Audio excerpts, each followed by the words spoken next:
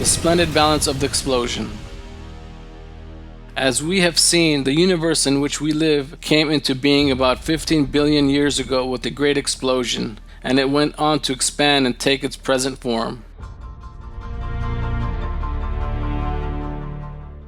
The vacuum of space, the galaxies, the planets, the sun, the earth. In short, all the universe's structures and bodies were formed as a result of this explosion. But there's a great reality. The Big Bang was a wondrous explosion that included all of the matter that was needed to form the universe. If it had been nothing but a chance explosion, the matter formed in it would have spread around pell-mell, randomly and without order.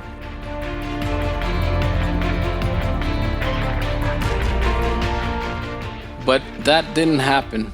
The matter spread through the vacuum of space and formed the galaxies, stars, and star systems according to a definite plan. In the end, an extremely systematic and orderly universe was formed.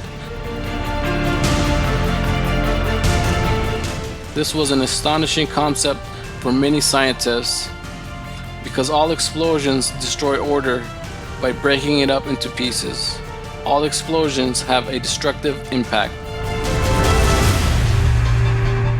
Therefore, the formation of this flawless order following the Big Bang could only be explained through a miracle, as the late astrophysicist Alan Sandage stated. I find it quite improbable that such order came out of chaos. God, explanation for the miracle of existence, why there is something instead of nothing. This great miracle brought together the atoms in a certain way, forming the universe and the perfect balance between billions of galaxies and trillions of stars and other celestial bodies. It is God, the all-wise and the all-powerful, who performed this miracle and showed it to us. God says in a verse of the Quran, I seek refuge in God from the accursed Satan. He to whom the kingdom of the heavens and earth belongs. He has no partner in the kingdom. He created everything and determined it most exactly.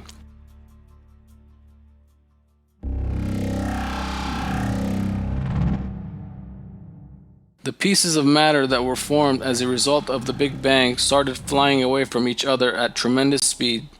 But if they had flown apart slightly less quickly, all the matter would have clumped together before the star system to form due to the intense force of gravity. And if the universe had expanded just a little more quickly, then the matter in it would have scattered and spread out across the universe, lost in a way that would have precluded the formation of both galaxies and stars. In either of these cases, there would have been no living creatures, us included, in the universe. But neither of these situations came to pass, and instead, an extremely well-designed expansion rate led to the present order of the universe. So just how delicate is this balance?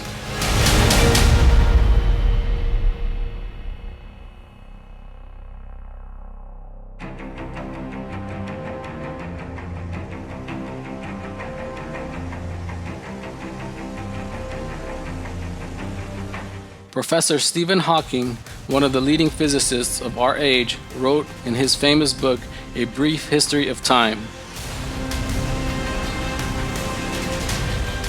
if the rate of expansion 1 second after the Big Bang had been smaller by even 1 part in 100,000 million, the universe would have re-collapsed before it ever reached its present size.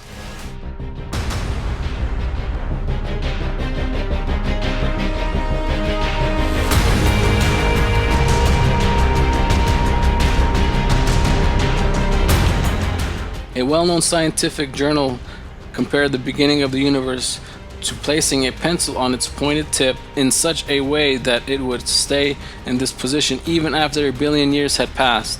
Such a balance is truly beyond the comprehension of the human mind. What does this extraordinary balance point to? Surely such a delicate balance cannot be explained by mere chance. Rather, it points to a conscious formation. Theoretical physicist Paul Davies from Australia's Adelaide University accepts this reality despite his support for materialism. The seemingly miraculous concurrence of numerical values in nature's fundamental constants must remain the most compelling evidence for element of cosmic design. What Davies avoided explicitly saying for ideological reasons and referred it to as cosmic design is creation. The clear results of science led Davies, a materialist, to recognize the fact that the universe is the result of creation.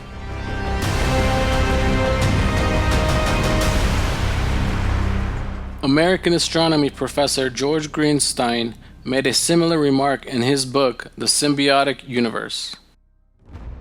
As we survey all the evidence, the thought insistently arises that some supernatural agency, or rather agency, must be involved.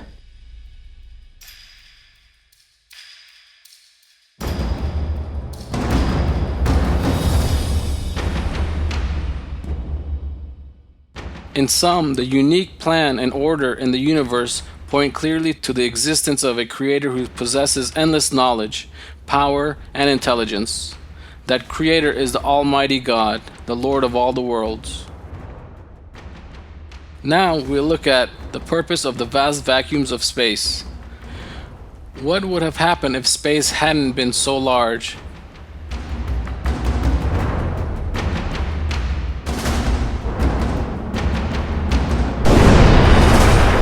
The vast vacuums of space. The distances between bodies in the universe are staggeringly large when compared to the distances on the Earth. The longest distance we can travel on Earth itself is 15,000 kilometers.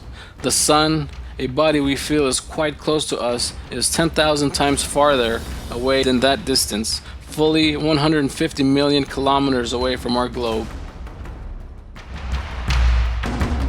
Distances longer than this are measured using units called light years. This is the distance that light travels over the space in a year, adding up to 9,460,000,000,000 kilometers. The Andromeda Galaxy, the closest neighbor to our Milky Way, lies 2 million light years away from us.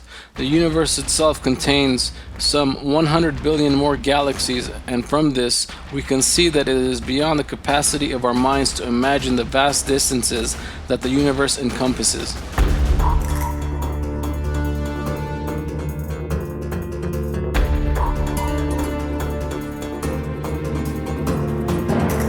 So why is the universe so large?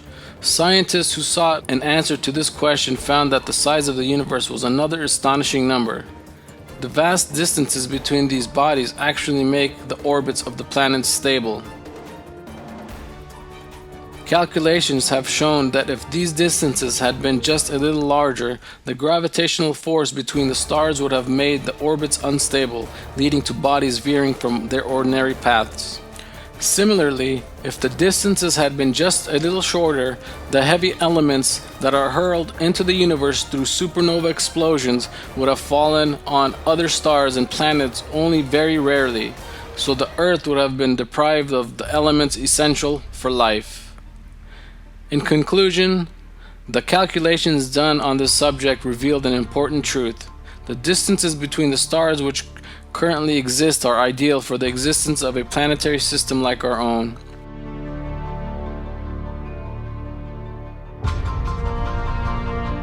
In his book, The Symbiotic Universe, Professor George Greenstein wrote,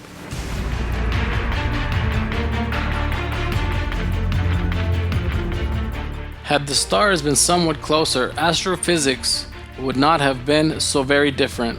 About the only difference would have been the view of the nighttime sky from the grass on which I lie, which would have been yet richer with stars. And oh yes, one more small change. There would have been no me to do the viewing. All that wasted space. On the other hand, in this very waste lies our safety.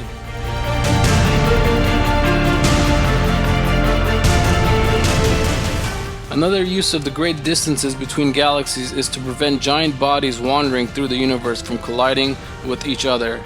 If the universe was not so large, the giant meteors moving to and fro in the universe could have hit the Earth and all life on our planet could have perished.